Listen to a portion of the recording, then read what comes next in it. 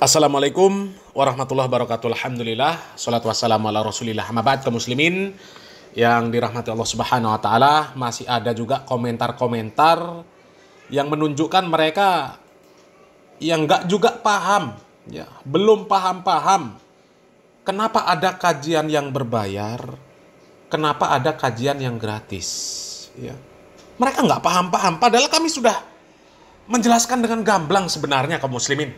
Ya, kajian yang gratis, ya, yang biasa kita datangi, apakah itu sifatnya pengajian rutin dengan ustadz-ustadz lokal, ya, ataupun tablik akbar, ataupun daurah yang mendatangkan ustadz-ustadz dari luar kota, ya, luar pulau, atau mungkin mendatangkan ulama dari Timur Tengah, ya, yang itu juga gratis. Di video-video sebelumnya kita sudah sampaikan, ya, sesungguhnya menyelenggarakan kajian tersebut, tablik akbar tersebut, daurah tersebut, itu juga pakai biaya yang nggak sedikit. Ya. Hanya saja, ya, itu tempatnya nggak nyewa di masjid, ya, atau mungkin di tempat lain lah yang memang sifatnya nggak nyewa. Ya. Dan kemudian di sana nggak ada, ya, jaminan konsumsi untuk jamaah yang datang. Nggak ada penginapan untuk jamaah yang datang. Ya. Tapi sebenarnya itu juga butuh biaya yang nggak sedikit. Misal, ya, Ustadz Khalid Basalamah dari Jakarta diundang ke Padang. Tiket pesawatnya PP. Satu orang, ya, PP-nya katakanlah 4 juta. Sementara beliau punya krunya 5 orang, ya, 5 kali 4, ya, sudah 20 juta, PP 20 juta. Artinya Ustadz Khalid Basalamah dengan krunya saja, ya, itu tiketnya sudah 24 juta, PP 24 juta, ya. Itu belum bayar bagasi karena membawa peralatan yang banyak. Ya, katakanlah bagasinya 5 juta lah, ya, 29 juta artinya, ya. Katakanlah 30 juta. Ya. Itu untuk transportnya saja. Ya. Lah kalau itu yang ngundang, ya, nggak punya modal. Kemudian masyarakat Padang yang pengen ikut kajian, ya, dimintai uang jumlahnya sama, ya, untuk membiayai operasional, ya, kajian tablik akbar tersebut, ya. Kira-kira wajar apa enggak? Apa masih akan protes juga? Ente datangkan Ustadz Khalid, masa kami suruh bayar? Ya. Apa mau protes seperti itu juga? Ya. Ente taunya gratis karena memang sudah ada yang bayarin gitu loh. Sudah ada yang nambeli. Ya, ada muhsinin. Kalau nggak ada, ya ente disuruh bayar. Untuk apa? Ya untuk jalannya operasional itu. Ya, ya kalau kajiannya di masjid, masjidnya nggak bayar. Mungkin bayar ongkos itu saja, 30 juta. Ya, kalau ternyata di sana, ya, masjidnya berpotensi nggak muat ini nampung jamaah. Kalau dipaksa untuk tetap di masjid, ini bakal, ya, banyak mengganggu orang. Mungkin nanti parkiran di jalan penuh, ya, dan macam-macam lah, ya. Mau nggak mau ini harus nyewa gedung, ya. Gedung jelas ada parkirannya, ya, parkirnya luas. Nah, ya silakan nalar, ya. Kira-kira itu bayarnya nambah apa enggak? Itu loh, ya. Ente taunya gratis karena ente tuh nggak pernah jadi panitia kajian, nggak pernah tahu berapa biayanya, nggak pernah tahu itu sumber dananya dari mana, ya. Dan ente taunya sekarang ini dakwah sudah berkembang pesat, banyak orang-orang kaya yang sudah ikut kajian, mereka jadi donatur, jadi muhsinin.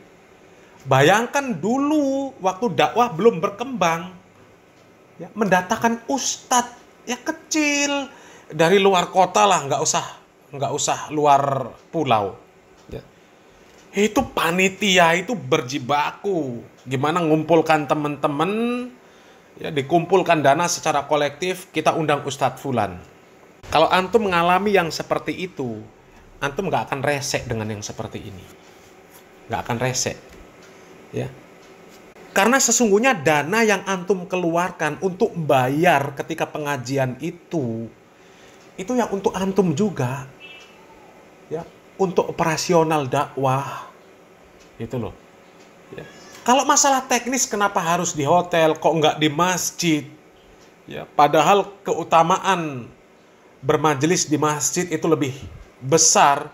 Naam, betul. Ya. Tapi kan antum nggak ngerti kondisi kenapa kok sampai di hotel. Ya.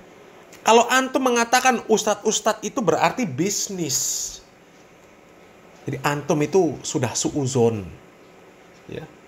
Antum nggak ngerti ustadz-ustadz yang sekarang menggelar kajian di hotel dan sebagainya, harus bayar dan sebagainya. Kajian mereka itu banyak yang gratis. Karena tempatnya memang nggak bayar, sudah tercover, biayanya nggak sebesar ketika mereka nyewa hotel. Antum boleh mengatakan mereka itu menjual agama ketika antum ngundang mereka patok harga. Antum boleh ngomong jual agama. Ustadz Khalid Basalamah diundang ya, ke Palembang, diundang ke Padang. Ya maunya 20 juta. Ya. Itu amplop bersihnya, di luar akomodasi, di luar penginapan, dan sebagainya. Ya. Kalau nggak mau, nggak akan datang. Antum boleh mengatakan Ustadz Khalid jual agama. Ya, jualan dakwah, nggak ada masalah. Ya, karena memang seperti itu realitanya. Ya.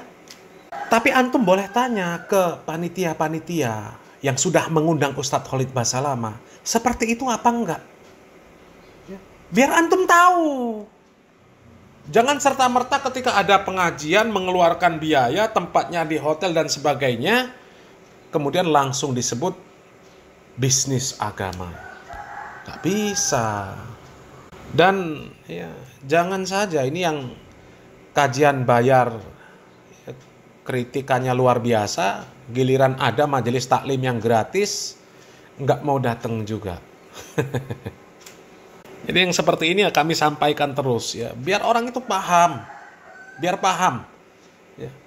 Antum datang ke kajian-kajian yang gratis itu karena sudah ada yang cover dananya. Orang nggak minta ke antum.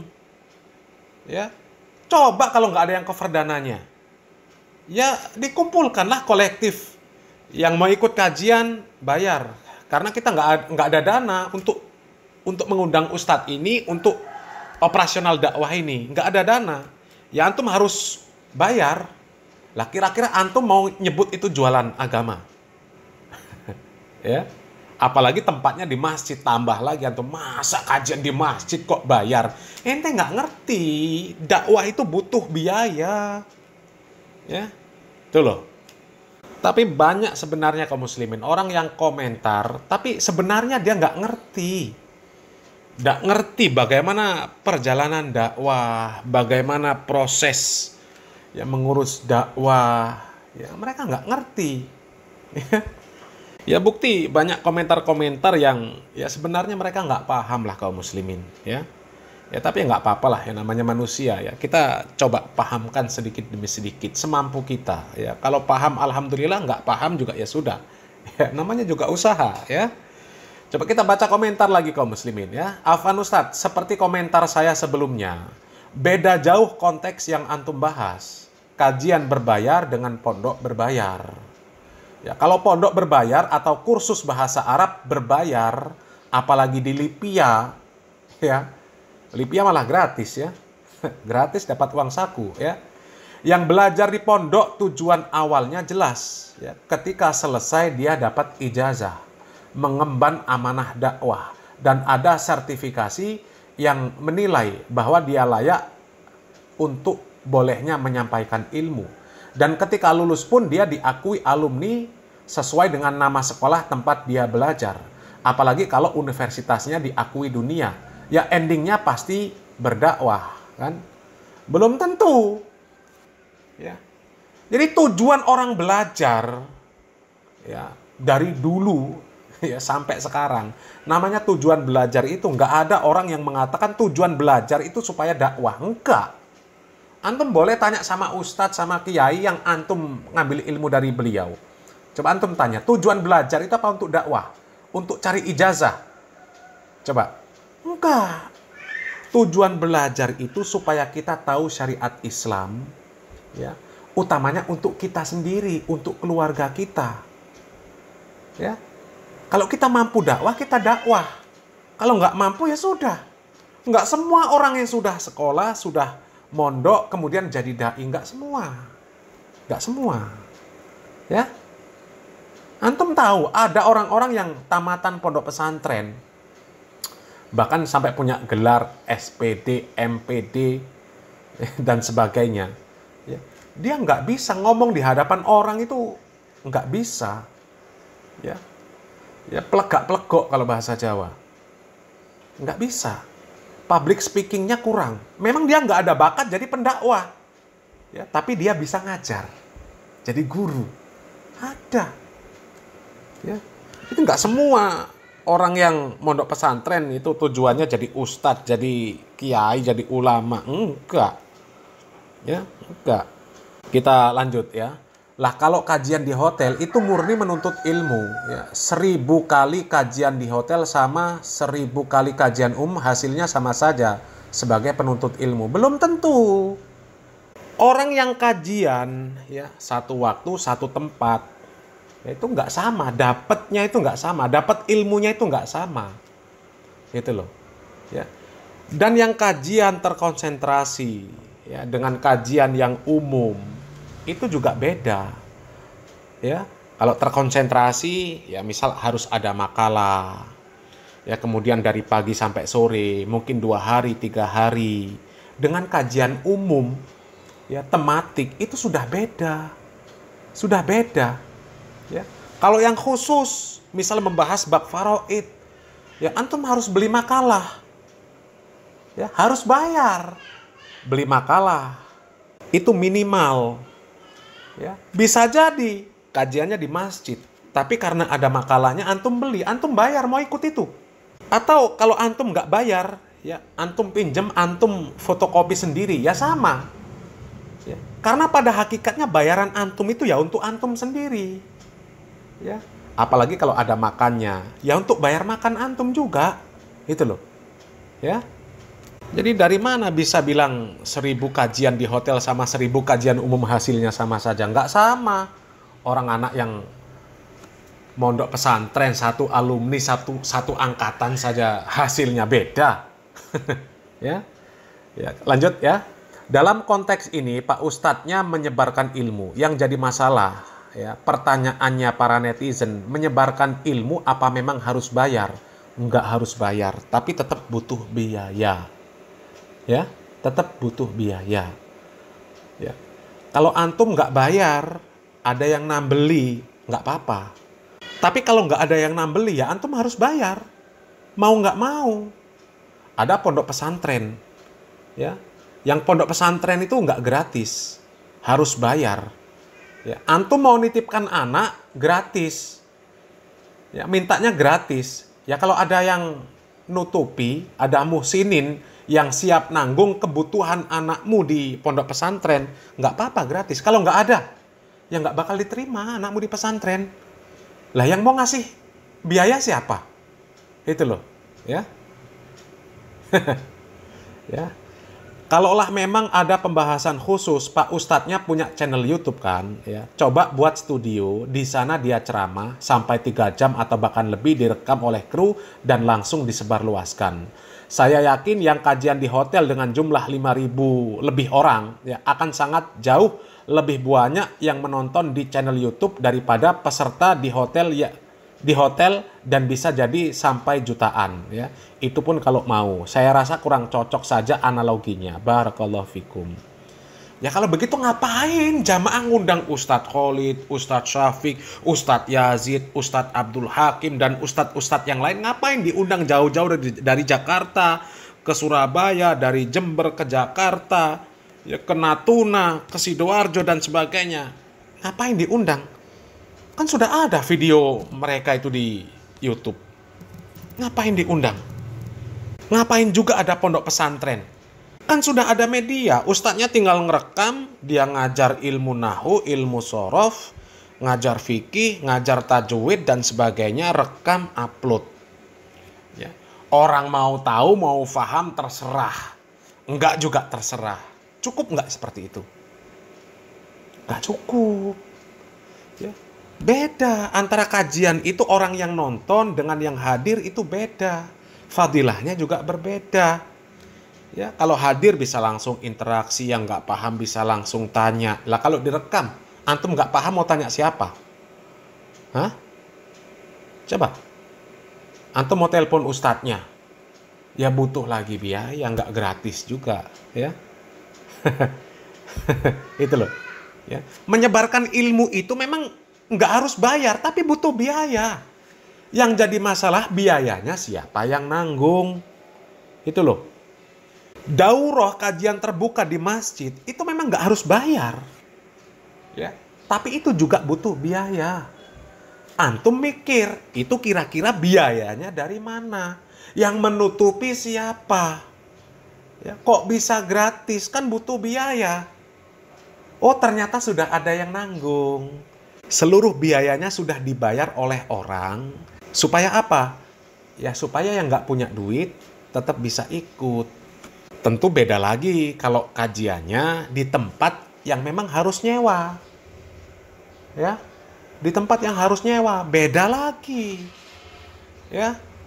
Mungkin dana dari Muhsinin itu nggak cukup untuk cover kebutuhan operasional gitu loh, ya. Dan antum jangan beranggapan kami ini membela kajian berbayar, bukan membela kajian berbayar, bukan. Ya. Bukan. Tapi kami menjelaskan, antum jangan jumut, beranggapan orang kalau pengajiannya berbayar itu pasti jual beli agama, berbisnis dengan agama. Ya, antum jangan berpikiran seperti itu. Kajian di hotel itu, kalau ada muhsinin yang siap nanggung seluruh biaya, itu juga pasti gratis. Yang jadi masalah itu butuh operasional, ya, butuh operasional.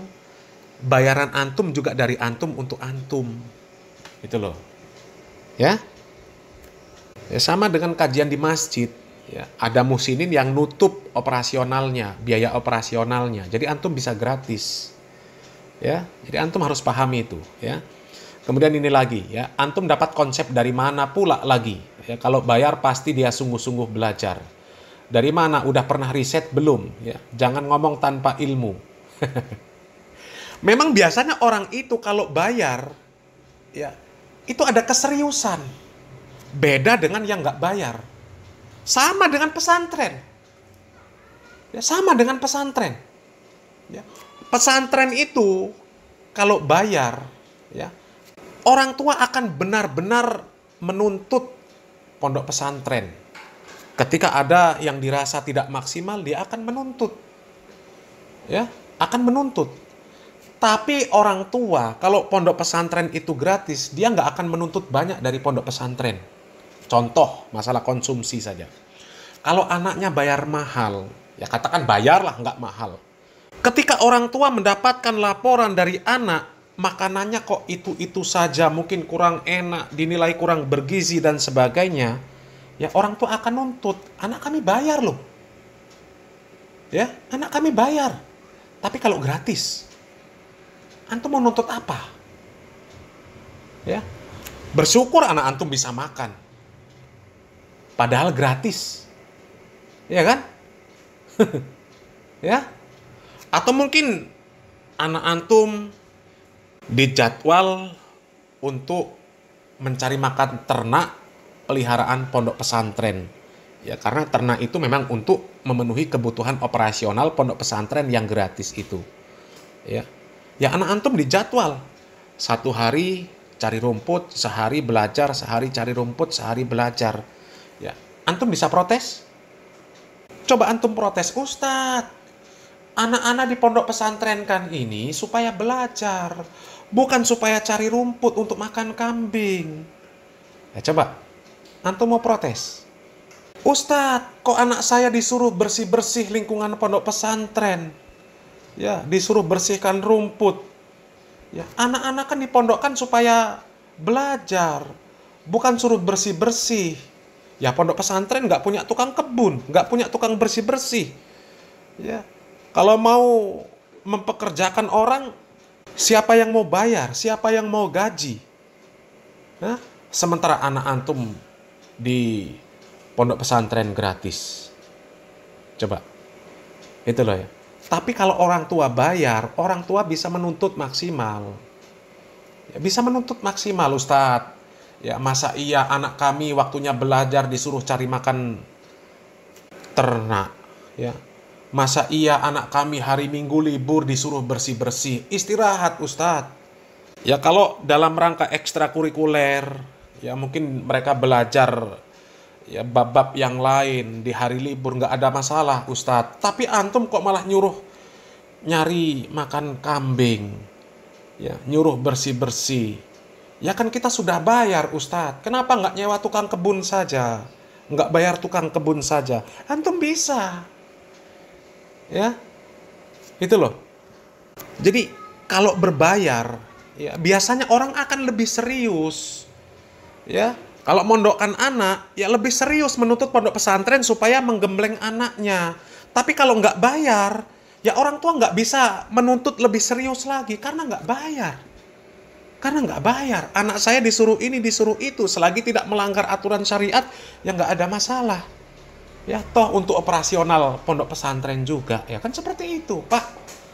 Ya, itu juga berlaku ketika ada kajian yang gratis dan yang berbayar. Ya, kalau kajian yang gratis, antum nggak bisa nuntut. Kok nggak ada fasilitas apa-apa? Ya, nggak ada makan, nggak ada snack, nggak ada minum. Ya antum nggak bisa protes. Loh, kalau mau makan, mau minum, duitnya dari mana? Sementara kalau kajian yang berbayar itu, ya ada makan, ada minum, ya dikasih makalah, ya tempatnya juga nyaman. Beda dengan di masjid yang nggak bayar. Mungkin antum harus ngemper, nggak bagian tempat, nggak bagian makalah, nggak kebagian minum. Kalaupun ada snack, antum juga nggak kebagian snack. Ya, meskipun antum juga kadang-kadang nggak mikir kok ada snack, ada minum, itu dari mana? Ya kan seperti itu, antum nggak bisa nuntut. Tapi kalau berbayar, antum bisa nuntut gitu loh. Ya tetap berbeda lah, nggak sama. Ya, nggak sama. Kemudian ini lagi ya, antum mutar-mutar mengkiaskan pesantren dengan kajian berbayar di hotel. Yang faktanya tidak sama. Ya memang tidak sama. Ya, memang tidak sama. Ya, emang ada dispensasi kajian berbayar di hotel. Ya antum tanya sama panitia. Jangan tanya ke kami. Ada apa nggak dispensasinya? Ya, misal bayarnya 100.000, kok antum punya 50.000, Ustadz? Saya punya 50.000, kira-kira boleh nggak, Ustadz? Antum tanya, ya, karena kebijakan beda-beda. Mereka yang tahu operasional, gitu loh, ya. Dan antum yang sudah punyanya 50.000, tapi maunya ditempatkan yang paling depan, ya, yang paling deket sama Ustadz, supaya benar-benar bisa berinteraksi. Ya, kalau ada yang nggak jelas bisa langsung bertanya, jelas di depan Ustadz. Ya, itu loh. Ya, emang di pesantren ada kelas VIP-nya, bahkan VVIP ya mungkin ya. Samakah? Di pesantren adakah dibedakan orang kaya dengan orang yang menengah dan orang yang tidak mampu, seperti kelas ekonomi dan VIP? Ana terlepas dari perbedaan pendapat dari para ulama tentang boleh dan tidaknya kajian berbayar, satu pertanyaan Ana, emang udah nggak ada lagi nih masjid yang bisa dipakai untuk ngaji? Ya kembali lagi, antum tanya sama panitia. Ya kalau kita melihat postingan dari Ustadz Muhammad Abduh, ya nggak ada masjid yang bisa menampung jumlah jamaahnya. Selesai. Ya, kalau ternyata ada, ya antum protes sama panitianya. Ya, ada masjid ngapain antum pakai hotel? Ya, itu loh. Itu masalah teknis antum tanya.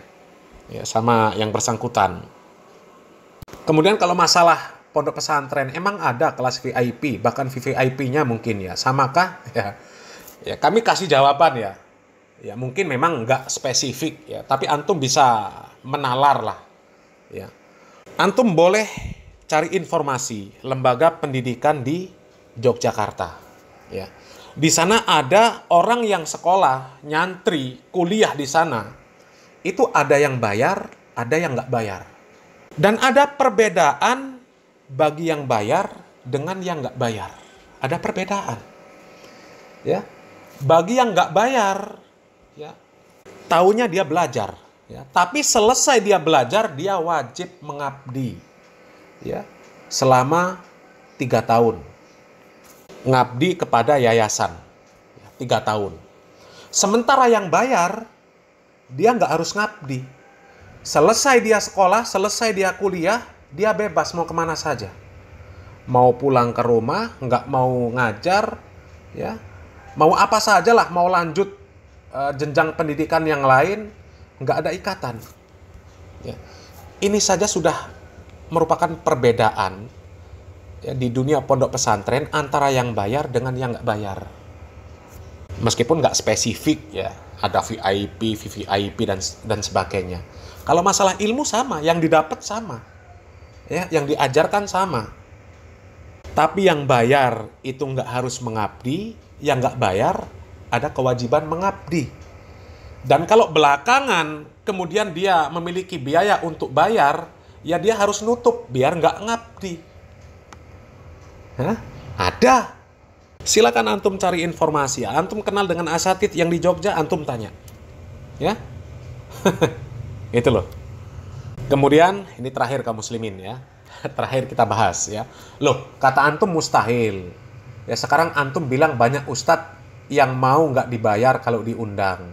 Nah, itu antum yang kurang memahami perkataan. Ya. Kami jelaskan lagi ya. Kajian dakwah ya.